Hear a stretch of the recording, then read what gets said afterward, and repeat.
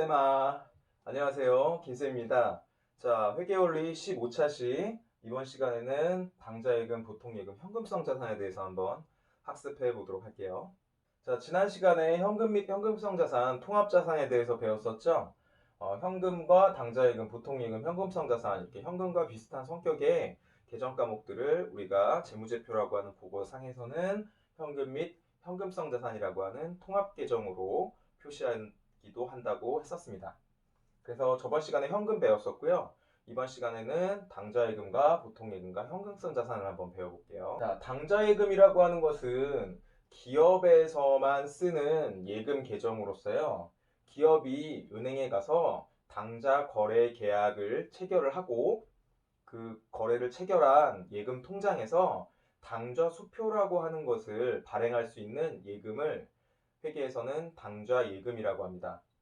자, 그래서 당좌예금 원장을 살펴보시면 지난달에 쓰다가 남은 잔액들이 있겠죠. 당좌예금은 자산이기 때문에 전기에 전 회계기간에 남아서 넘어온 금액은 차변에 남을 거고요.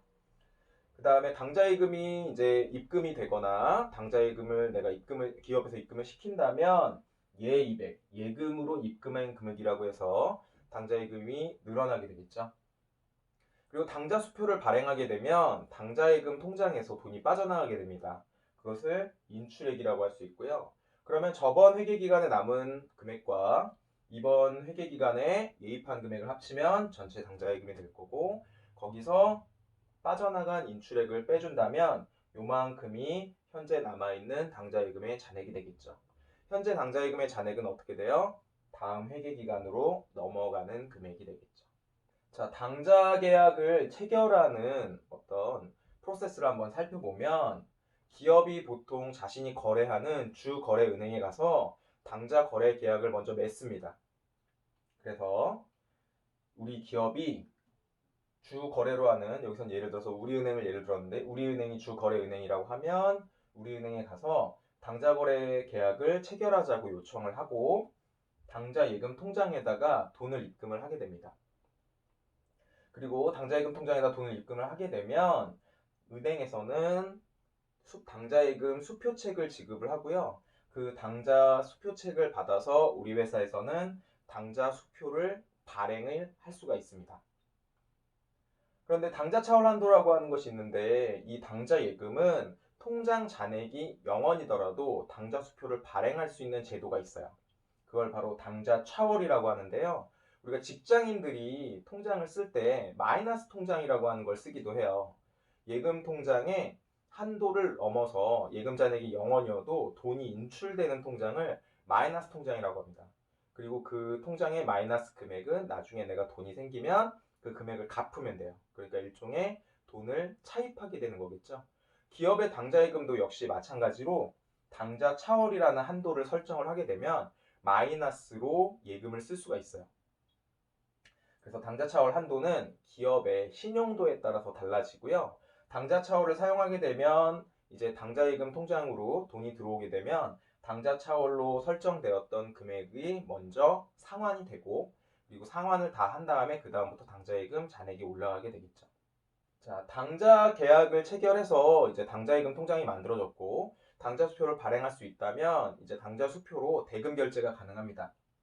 그래서 대금 결제를 하는 프로세스를 살펴보면, 자, 우리 회사가 상품을 매입을 하게 되고 우리 회사가 상품을 매입을 하게 되고, 그리고 우리 회사가 상품 대금으로 당좌 수표를 발행할 수가 있습니다.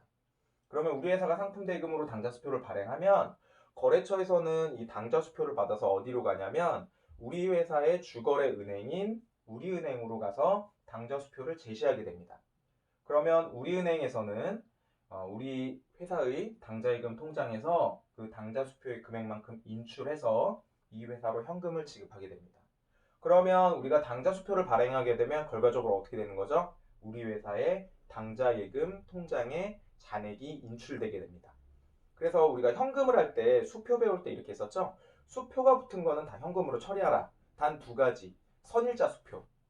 발행일 이전에 먼저 주는 수표. 요거는 우리가 현금으로 처리하지 않는다고 했었고, 당좌 수표를 발행한 경우에 우리가 현금으로 처리하지 않는다고 했었죠.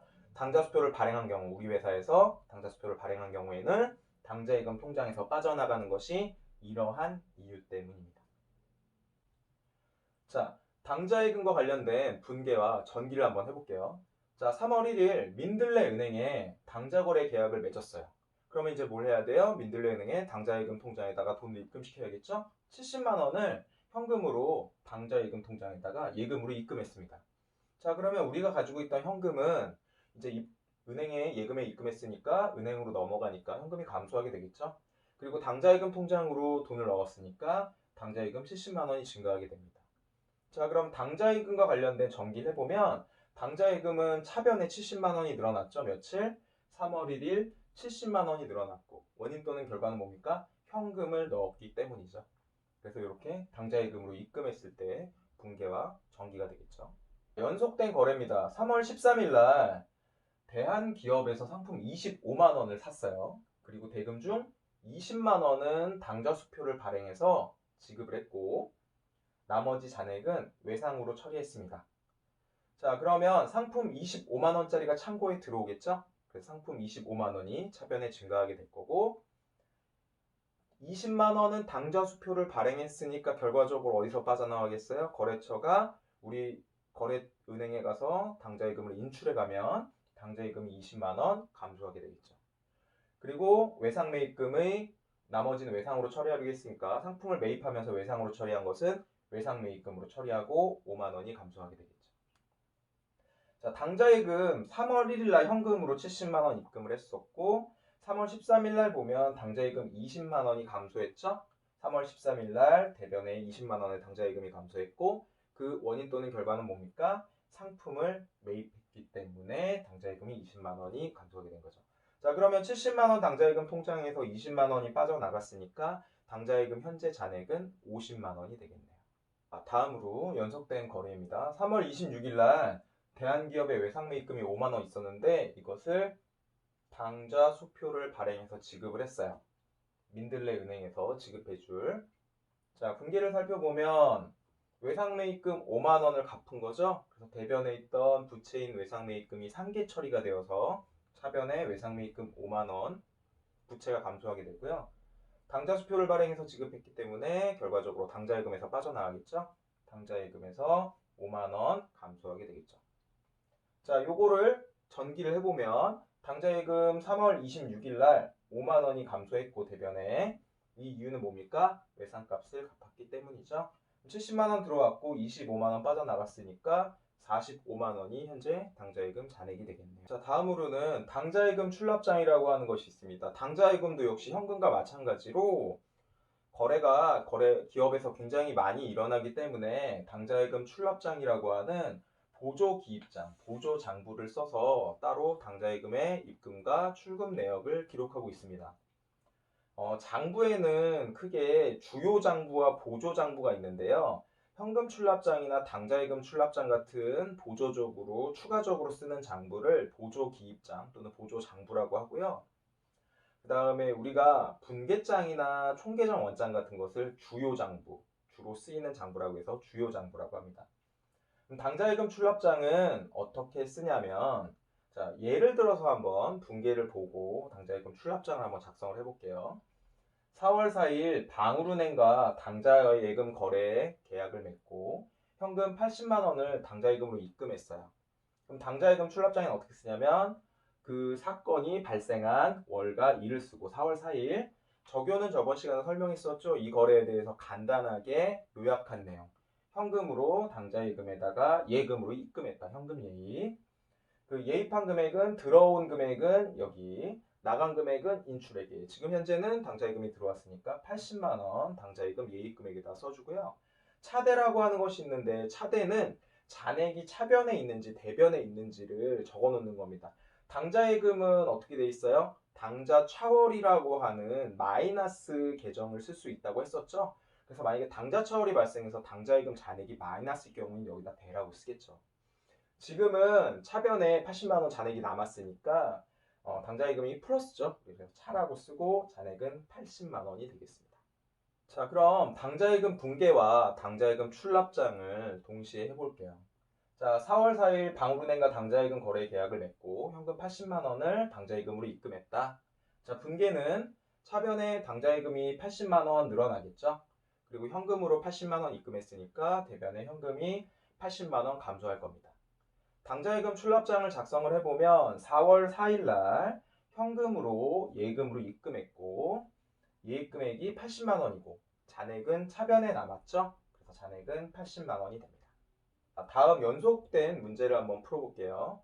자, 4월 6일 당좌수표 25만 원을 발행해서 현금을 인출했어요. 그러니까 기업에서는 어떻게 할 수 있냐면 당좌수표를 은행에다가 제시해서 그것을 현금으로 뽑을 수도 있습니다. 자, 그럼 분계는 당좌예금 통장에서 당좌수표를 발행했으니까 당좌예금 통장에서 25만 원이 빠져나갈 거고 현금이 25만 원이 늘어나게 되겠죠. 자, 4월 6일 현금을 당좌수표를 발행해서 인출했죠. 자, 예입이 아니라 25만 원을 뺐으니까 25만 원이 인출금액이 될 거고 80만 원에서 25만 원을 뺀 나머지 55만 원이 잔액이 되겠네요. 아직 잔액은 플러스죠? 그래서 차변에 있기 때문에 차되는 차라고 쓰면 되겠습니다. 자, 연속된 문제입니다. 자, 4월 31일 날 당좌예금 출납장을 한번 마감을 해볼게요. 월 말이죠? 자, 당좌예금도 현금과 마찬가지로 기업에서 거래가 굉장히 많이 일어나기 때문에 연 단위로 마감을 하기보다는 월 단위로 마감을 주로 합니다. 그래서 4월 30일 날 이제 당좌예금 출납장 이번 달 잔액을 마감시켜주고 다음 달로 넘겨주는 작업을 하는 것을 마감이라고 보시면 돼요. 자, 4월 30일 날 다른 거래가 발생한 건 아니기 때문에 분계는 없겠죠. 자, 4월 30일 날 월 마감을 시켜주기 위해서는 어떻게 하냐면 4월 30일 차월 2월 다음 달로 넘겨주는 금액이라고 해서 빨간색으로 55만 원을 인출을 시켜줍니다. 그러면 예입된 금액 총 80만 원에 인출된 금액 25만 원에 월마감 55만 원에서 80만 원, 80만 원 차변과 대변의 합계 금액이 같기 때문에 장부가 마감이 되었죠. 자, 5월 1일이 되면 그러면 저번 달에 넘겨줬던 금액을 다시 입금을 시켜줘야겠죠. 그래서 5월 1일 당좌예금 출납장을 이제 월 초에 전월 2월 금액을 입금시켜주면 5월 1일 전월 2월이 되는 거고 예입 금액에다가 55만 원을 작성을 해주면 잔액이 차변에 55만 원이 남게 되겠죠. 그래서 당좌예금 출납장 거래가 발생하면서부터 월 마감하기까지 잘 하실 수 있겠죠. 자, 다음으로 보통예금입니다. 보통예금은 보통이란 말이 뭐예요? 일반적인 예금 통장이란 얘기예요. 그러니까 여러분들도 통장을 하나씩 다 가지고 있잖아요. 기업에서도 일반적으로 쓰이는 보통예금 통장을 하나씩 갖고 있습니다. 그것을 우리가 보통예금 계정이라고 하고요. 보통예금은 내가 원할 때 수시로 입금, 넣을 수도 있고 출금, 뺄 수도 있는 수시로 입출금이 가능한 요구불 예금이라고 합니다. 요구를 하게 되면 바로 은행에서 지불해주는 예금이라고 해서 요구불 예금이라고 합니다. 자, 예를 들어 볼게요. 5월 1일 사무실 에어컨 50만 원을 구입을 했어요. 사무실 에어컨은 뭐예요? 1년을 초과해서 쓰는 집기 비품이 되겠죠? 그래서 비품이라는 계정 과목으로 자산이 증가하게 될 거고요. 보통예금 통장에서 이체해서 지급을 했어요. 그러면 보통예금 통장에서 계좌이체를 통한 대금 지급을 한 것이기 때문에 보통예금 통장에서 50만 원이 빠져나가게 되겠죠. 자, 보통예금 원장을 한번 정리해 보면 보통예금 5월 1일 날 50만 원이 대변에 발생했죠. 5월 1일 50만 원 써주고 그 이유 또는 결과는 뭡니까? 비품을 구입했기 때문에 5월 1일 날 보통예금이 50만 원 감소하게 되는 거겠죠. 여기서는 지금 이제 대변에만 잔액이 있기 때문에 보통예금이 마이너스라고 처리가 되는데요. 근데 보통예금은 당좌 차울이라고 하는 것을 쓰지 않기 때문에 보통 전월 2월 된 잔액이 있었겠죠. 여기서는 이 문제에 대한 정기만 했기 때문에 5월 1일에 대한 정기만 작성되어 있는 겁니다. 자, 다음으로 현금성 자산인데요. 현금성 자산은 현금은 아니지만 현금의 성격을 가진 자산이라는 거예요. 그래서 현금과 같은 성격으로 취급을 하고 현금 계정으로 쓰진 않고 현금성 자산이라는 계정으로 쓰고 있습니다. 자, 현금성 자산이 되는 기준은 3개월이에요. 3개월. 그런데 결산일 기준이 아니라 취득일 기준으로 만기, 만료되는 날짜가 3개월. 그러니까 3개월 이내에 현금화가 가능한 자산을 우리가 현금성 자산이라고 하고 있습니다. 그래서 3개월은 날짜로 따지면 90일이죠. 90일 이내에 현금화가 가능한 유가증권, 가치가 있는 증서라든지 또는 은행에서 파는 금융자산과 같은 금융상품들을 우리가 현금성 자산이라고 처리를 하고 있습니다. 그래서 예를 들어보면 취득일로부터 상환기간이 3개월 이내인 상환우선주, 주식인데 3개월 이내에 상환이 가능한 우선적으로 받을 수 있는 주식을 우리가 현금성 자산으로 취급하고 있습니다. 자, 취득 당시 만기가 3개월 이내에 도래하는 채권, 채권도 3개월 이내에 현금화가 가능하다면 현금성 자산으로 분류하고 있습니다. 자, 취득 당시 3개월 이내에 환매 조건이 있는 환매채다. 환매채라고 하는 것은 다시 현금으로 교환할 수 있는, 교환해서 판매할 수 있는 채권을 말합니다. 환매채. 그래서 3개월 이내에 현금화가 가능한 환매채 같은 경우도 현금성 자산으로 구분하고 있어요. 그래서 이 날짜가 굉장히 중요합니다. 날짜와 취득일을 기준으로 한다. 자, 현금성 자산의 분계와 전기를 한번 해볼게요. 자, 11월 21일 여유자금으로 활용할 목적으로 3개월 만기의 환매채를 40만 원에 구입했습니다. 그러면 3개월 이내에 현금화가 가능한 환매채이기 때문에 현금성 자산을 구입한 거네요. 대금은 당좌수표를 발행해서 지급했기 때문에 어디서 빠져나가요? 당좌예금 계정에서 빠져나가겠죠? 그래서 당좌예금 계정에서 40만 원이 빠져나갈 거고 차변에 현금성 자산이 40만 원이 생기게 되겠죠. 자, 전기를 한번 해보면 현금성 자산 11월 20일 날 차변에 40만 원의 자산이 증가했죠? 그 원인 또는 결과는 뭡니까? 자산을 구입한 결과로 당좌예금 통장에 잔액이 빠져나갔죠. 두 번째 문제입니다. 11월 26일 날 단기 자금 운용을 위해서, 단기라고 하니까 일단은 1년 이내일 거고, 주식회사 대전이 발행한 60일 만기의 상환 우선주 100주를 액면금액 5,000원. 액면금액이라고 하는 것은 주식을 처음에 발행할 때 이렇게 주식에 찍혀 있는 금액을 우리가 액면금액이라고 합니다. 액면금액. 다른 말로는 발행금액이라고 해요. 이거는 변할까요? 안 변할까요? 이 금액 자체는 인쇄된 거기 때문에 변하지 않겠죠? 그런데 이 주식이 시장에서 거래가 되게 되면 가격이 오르기도 하고 가격이 내리기도 하겠죠? 그래서 가격이 올라서 5,700원이 되었다. 5,000원이라고 액면금액은 적혀 있지만 지금 5,700원에 거래가 되고 있어요.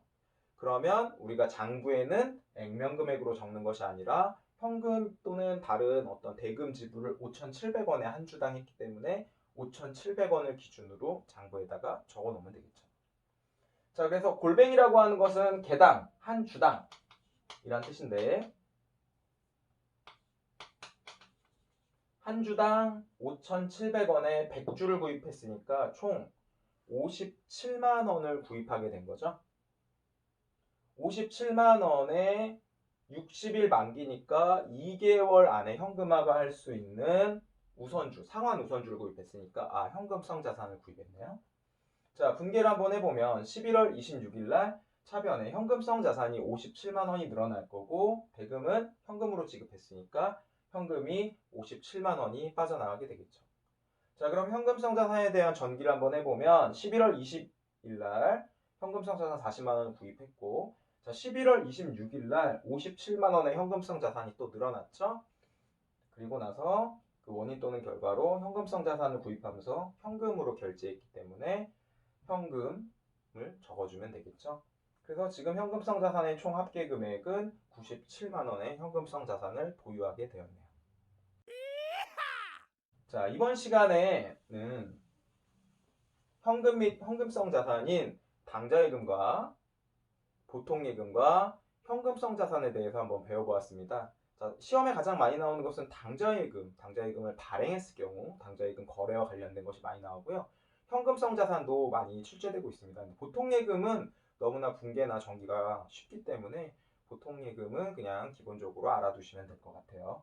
자, 다음 시간에는 기업에서 자주 쓰이는 돈들을 예를 들어서 통신비라든지 아니면 여비교통비라든지 이러한 자주 쓰이는 돈들에 대해서 처리하는 계정인 소액현금과 그 소액현금을 작성하는 보조기 입장인 소액현금 출납장에 대해서 한번 알아보도록 할게요. 자, 수업 들으시느라고 고생 많으셨습니다. 다음 시간에 뵐게요. 안녕. 쌤 봐.